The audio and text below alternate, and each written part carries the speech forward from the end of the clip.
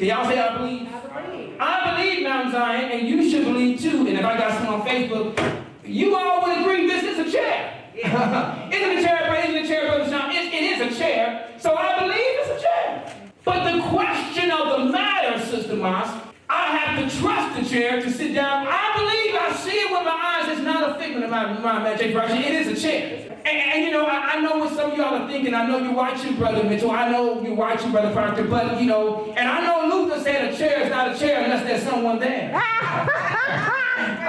know I got you, Sister Lacey, on that. Y'all remember little Luther, don't you? Yeah. A chair is not a chair when there's no one there. Yeah. A house is not a home. But I ain't here to talk about Luther. I'm here to talk about Jesus. And believe and still not trust in God. This text didn't say that they that believe, they got to trust in the Lord. Yeah. That's why we sing, Sister Smith, I will trust in the Lord until I die. I'll stay on the battlefield until I die. I will treat everybody right until I die. I'm going to watch, wait, and pray until I die. It doesn't say I believe in the Lord. It says I will trust in the Lord. I will trust in the Lord until I die. I'm going to stay on the battlefield.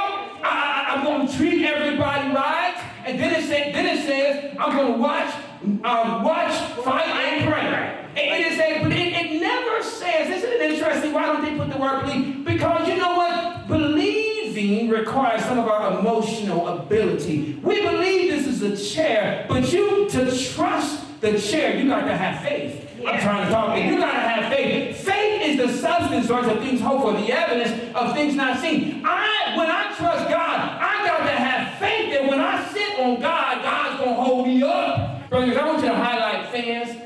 Make it red, and make followers red too. That's what I want, boldface. I read you the text about Peter. Remember Peter, Jesus says in his last words, Brother John, at the Lord's Supper, he says, the time's going to come where they're going to come after me and you guys going to scatter like sheep. You remember that, don't you?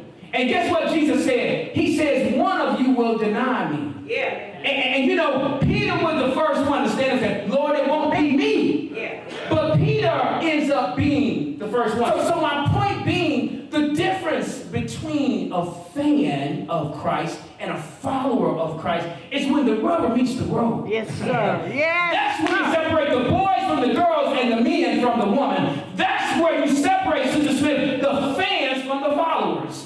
And you know what? There could be a song, an old school song about fair weather friends. Yeah. And that's what people who are fans, they're fair weathered. You know what fair weather is. That means it depends on how they're feeling that day. But when you are a follower of Christ, you understand that there's a cost that you're going to have to pay. First thing that we need to understand, because can y'all say I shouldn't assume you're a follower. Right. That's the problem with the church. We're assuming just because that you're a follower. But you know what? I just raise your hand if you're a follower. It's okay if you're a fan. A follower of Christ, if you are a follower, this is for you. First of all, a follower, we are a peculiar people.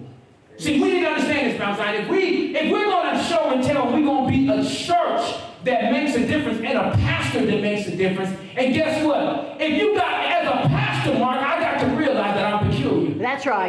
That's right. You know, but I need to teach you something, Mark, because if you look up peculiar, don't see that's the problem with what the world says and what Webster says versus what God says. Peculiar, in Webster's, it says they're kind of strange. Yeah. Yeah. But no, peculiar for the people of God means that we're the holy ones, the called out ones. Yeah. So tell your neighbor, I'm holy. I'm called out. Holy don't mean that you're perfect, Mark. Holy just means that I'm peculiar. Say I'm peculiar.